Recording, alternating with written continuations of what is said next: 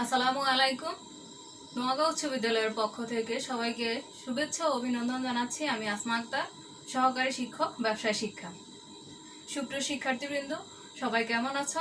আশা করছি ভালো আছো, সুস্থ আছো এবং নিরাপদে আছো। আমার আজকের আলোচ্য বিষয় নবম দশম শ্রেণীর ফিন্যান্স ও ব্যাংকিং, অধ্যায় তৃতীয়, অর্থের সময়মূল্য। গত ক্লাসে আমি এই অধ্যায়টির অর্থের সময়মূল্যের ধারণা ও এর গুরুত্ব নিয়ে বিস্তারিত আলোচনা করেছি।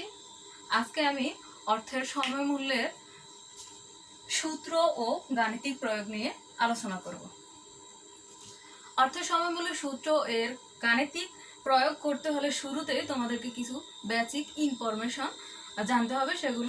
সেগুলো হলো অর্থের সময়মূল্য কি, অর্থের সময়মূল্যের মূল কারণ কি, সুযোগ ব্যয় কি। এগুলো যদি আমি গত ক্লাসে তোমাদের সাথে আলোচনা করছি, তবু আজকের ক্লাসের সুবিধার্থে আমি সংক্ষিপ্ত আকারে বলে দিচ্ছি। অর্থের সময়মূল্য হচ্ছে সময়ের পরিবর্তনের সাথে সাথে অর্থের মূল্যে যে পরিবর্তন হয় সেটি হচ্ছে অর্থের সময়মূল্য। অর্থাৎ আজকে 100 টাকা আগামী 1 বছর পরে 100 টাকা সমান গুরুত্ব বহন করে না, সেটির মূল্য হ্রাস অথবা বৃদ্ধি পেতে পারে। তো এই অর্থের সময়মূল্যের যে পরিবর্তন, এটির মূল কারণ কি? মূল কারণ হচ্ছে সুদের হার। অপরটি হচ্ছে সুযোগ ব্যয়। সুযোগ ব্যয়টা কি? তোমার সামনে দুটি সুযোগ আছে, দুটি তুমি গ্রহণ করতে ইচ্ছুক, দুটি থেকে তুমি সুবিধা গ্রহণ করতে পারবে, কিন্তু তোমার উপায় হচ্ছে, নেওয়ার ক্ষমতা হচ্ছে একটি। এক্ষেত্রে তুমি কি করবে? তুমি বিবেচনা করবে যে কোনটির থেকে তোমার সুবিধা বেশি হবে, অর্থাৎ কোনটির থেকে মুনাফা বেশি আসবে। তুমি প্রয়োজনীয়তা, গুরুত্ব বিবেচনা করবে। অর্থাৎ তুমি দুটি বিকল্প থেকে একটি বিকল্প যখন আপেক্ষিক গুরুত্ব বিবেচনা করে গ্রহণ করবে, তখন স্বাভাবিকভাবে অপরটিকে ছাড় দিতে হবে। তাহলে একটি বিকল্প গ্রহণের ফলে অপর একটি বিকল্প যে পরিমাণ ছাড় দিচ্ছ সেটি হচ্ছে সুযোগ ব্যয়। এছাড়াও অঙ্ক করতে গিয়ে তোমাদেরকে আরো কিছু সাংকেতিক বিষয় জানতে হবে। বিষয়গুলো হলো এফভি, ফিউচার ভ্যালু, অর্থাৎ ভবিষ্যৎ মূল্য। এর আরেকটি নাম হচ্ছে চক্রবৃদ্ধিকরণ। এখানে কিন্তু আমরা একই সাথে একটা অবজেক্টিভও শিখে নিলাম। অর্থাৎ ফিউচার ভ্যালু বা ভবিষ্যৎ মূল্যের অপর নামটি কি? অপর নামটি হচ্ছে চক্রবৃদ্ধিকরণ পদ্ধতি। পিভি, পিভি মানে প্রেজেন্ট ভ্যালু, এর বাংলা হচ্ছে বর্তমান মূল্য। এর অপর একটি নাম হচ্ছে বাট্টাকরণ পদ্ধতি। তাহলে এখানেও আমরা আরো একটি অবজেক্টিভ শিখে নিলাম, সেটি হলো কি? বর্তমান মূল্যের আরেক নাম হচ্ছে বাট্টাকরণ পদ্ধতি।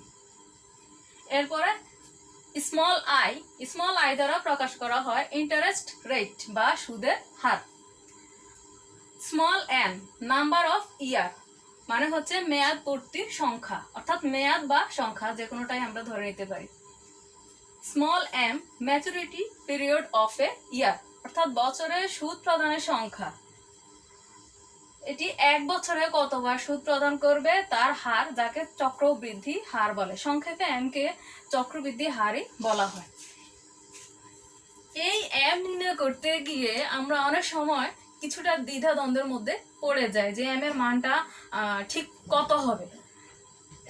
এম মূলত চক্রবৃদ্ধির জন্যই প্রকাশ করা হয়। তাহলে এসো এম এর মান নির্ণয়ের সহজ পদ্ধতিটা আমি তোমাদেরকে দেখিয়ে দিচ্ছি, তোমরা নোট ডাউন করে নাও। চক্রবৃদ্ধি যদি বার্ষিক হারে বলা হয় তাহলে হবে এম এর মান 1। অর্ধবার্ষিক বা ষান্মাসিক মানে যদি একটু 6 মাসের হয়, তাহলে আমাদেরকে হিসাব করতে হবে আমাদের বছরটা 12 মাসে। তাহলে 12কে 6 দিয়ে ভাগ করলে মানটা পাওয়া যাচ্ছে 2। অর্থাৎ অর্ধবার্ষিক বা ষান্মাসিক যদি বলা থাকে এম এর মান তখন হবে 2। মাসিক, এটা তো এমনিতেই বোঝা যাচ্ছে 12 মাসে 1 বছর, তাহলে এম এর মান হবে 12। দ্বিমাসিক, তাহলে 12কে 2 দিয়ে ভাগ করলে পাচ্ছি 6, তাহলে দ্বিমাসিক বললে এম এর মানটা হবে 6। একইভাবে ত্রৈমাসিক বললে 3 দিয়ে আমরা ভাগ করলে পাবো মান 4, তাহলে ত্রৈমাসিক হলে এম এর মান হবে 4। সাপ্তাহিক সপ্তাহ হিসাব করা হয় একটা বছরে 52টি। তাহলে স্বাভাবিকভাবে সাপ্তাহিক যদি বলা হয় চক্রবৃদ্ধির কথা, তখন m এর মান হবে 52। পাক্ষিক, পক্ষ মানে হচ্ছে 15 দিন। তাহলে আমাদেরকে বছরটাকে দিনে প্রকাশ করতে হবে। দিনে প্রকাশ করা মানে 365 দিনে এক বছর। তাহলে এই 365কে আমাদের 15 দিন দিয়ে ভাগ করলে পাক্ষিকের মানটা আসছে কত? 24। তাহলে m এর মান পাক্ষিক যদি হয় তখন হবে 24। দৈনিক মানে 365।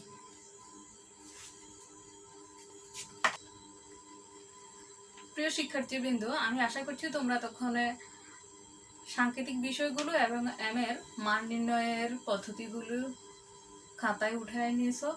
এবার আমি আসছি অর্থ সময়মূল্যের সূত্রে। আমাদের বইতে কিন্তু অর্থ সময়মূল্যের জন্য 5টি সূত্র দেওয়া আছে। তো আমি আজকে 4টি সূত্র এবং এর গাণিতিক প্রয়োগগুলো পর্যায়ক্রমে ব্যাখ্যা করে দিচ্ছি। আমার আগামী ক্লাসে পরের সূত্রটি আমি ব্যাখ্যা ও আলোচনা করে দেব।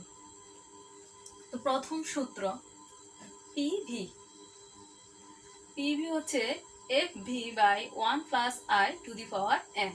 এখানে FV মানে হচ্ছে future value, I interest rate মানে সুদের হার, n হচ্ছে মেয়াদ। একইভাবে যখন চক্রবৃদ্ধির কথা বলা হবে, আমার এই মূলত সূত্র একটাই। এই সূত্রটিকে আমি I কে m দ্বারা ভাগ করব এবং n এর সাথে mটা গুণ করে দিলে চক্রবৃদ্ধির সূত্রটা বের হয়ে যাবে। তাহলে সূত্রটা কি দাঁড়ায়?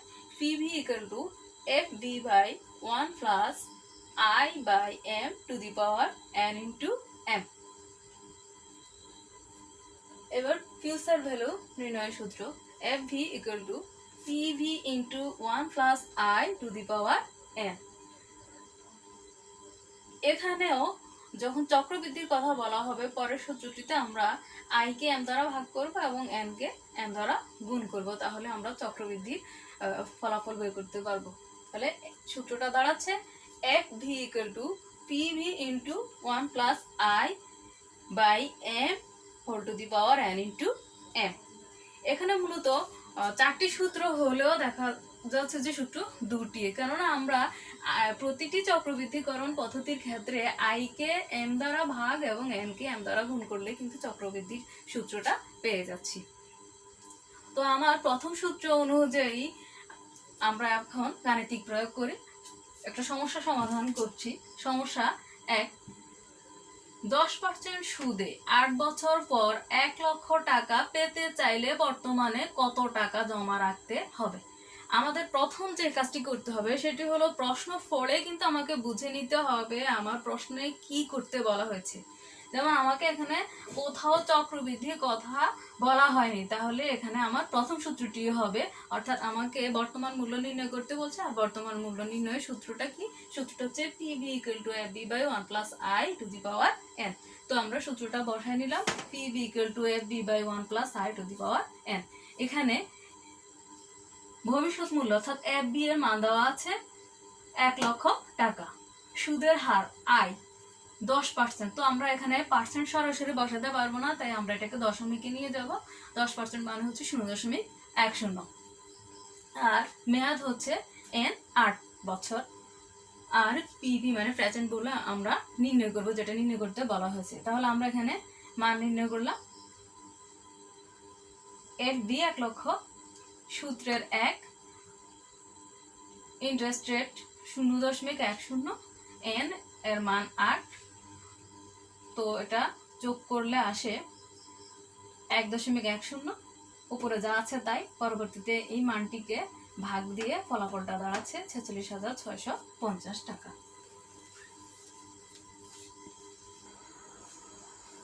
এবার আমরা আমাদের সূত্র 2 নম্বর সূত্র অনুযায়ী একটি সমস্যার সমাধানের চেষ্টা করি। সমস্যাটি হচ্ছে 5 বছর পর 50,000 টাকা পাওয়ার আশায় তুমি কিছু টাকা ব্যাংকে জমা রাখতে চাও। ব্যাংক তোমাকে 10% হারে ত্রৈমাসিক চক্রবৃদ্ধি সুদ দিতে চাইলে বর্তমানে কত টাকা ব্যাংকে জমা রাখতে হবে? এখানে কিন্তু আমার প্রশ্ন বলা আছে যে চক্রবৃদ্ধিকরণের কথা, এবং সেটা কিভাবে? ত্রৈমাসিক ভিত্তিতে। তাহলে এবার আমাদের সূত্রটা পরিবর্তন হবে। তাহলে আমাদের 2 নম্বর সূত্র অনুযায়ী চক্রবৃদ্ধির সূত্র হবে PV equal to F V by 1 plus I by M whole to the power N into M. তাহলে আমার এখানে এফ বি এর মান 50,000, সূত্রের 1, আই এর মান 10% অর্থাৎ 0.10। আর যেহেতু চক্রবৃদ্ধিকরণ ত্রৈমাসিক ভিত্তিতে বলা হয়েছে, তাহলে আমরা ওই যে এম এর মানটা নির্ণয় দেখিয়ে দিয়েছি, সেখান থেকে কিন্তু আমরা বুঝতে পারি যে এখন এম এর মানটা হবে 4। যেহেতু 12 মাসে 1 বছর, তাহলে ভাগ করলে আসে 3 দিয়ে ভাগ করলে মানটা আসে 4। তো এবার আমরা মান অনুযায়ী অঙ্কটা করে নিয়েছি 50,000 এবং এটাকে ভাগ করলে আসে 0.025। তাহলে 50,000 ভাগ যোগ করলে আসে 1.025 এবং এটা দিয়ে এই মানটিকে ভাগ করলে আসে 30,513.55। এখানে একটি বিষয় অবশ্যই খেয়াল রাখতে হবে যে আমাদের মানগুলো কিন্তু সাইড নোটে লিখে দিতে হবে, আমি যেভাবে এখানে লিখে দিয়েছি। এবার আসছে আমাদের 3 নম্বর সমস্যা। 10% হারে বর্তমানে 5,000 টাকার 5 বছর পরের ভবিষ্যৎ মূল্য নির্ণয় করো। বলে দেওয়া হয়েছে ভবিষ্যৎ মূল্য। তাহলে আমাদের ভবিষ্যৎ মূল্য নির্ণয়ের সূত্রটি হচ্ছে 3 নম্বর সূত্র, F V equal to PV into 1 plus I two the power N. তাহলে আমার এখানে পিবি এর মান 5,000, মানে প্রেজেন্ট ভ্যালু দেওয়াই আছে প্রশ্নে। সূত্রের 1 আর পার্সেন্ট 10% যাবে না, তাহলে 0.10 আর বছর হচ্ছে এন এর মান 5। তাহলে এখানে যোগ করলে ফলাফল আসে 1.10। এটাকে 5,000 দ্বারা গুণ করলে মানটা আসে 8,052.55।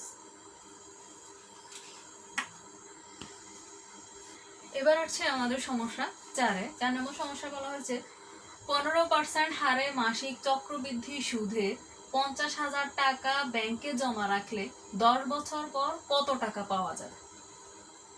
তাহলে এখানে বলাই আছে চক্রবৃদ্ধি সুদ এবং সেটা কি রকম, মাসিক।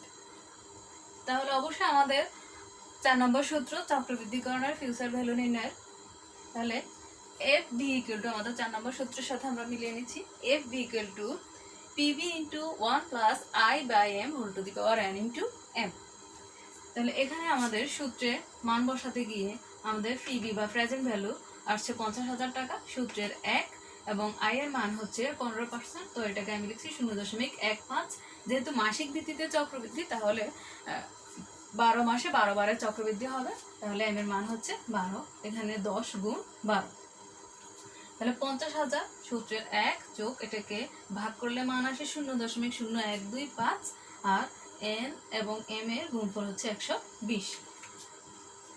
এর পরবর্তীতে এর যোগফল আছে 1.0125 120 এর মান এবং এটাকে গুণ করার ফলে ফলাফল দাঁড়াচ্ছে 2,22,010.66।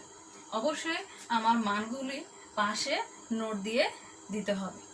তাহলে আমরা আমাদের 4টি সূত্র এবং যে সমস্যার আলোকে আমরা সমাধানগুলো বাস্তবিকভাবে দেখে নিলাম, শিখে নিলাম।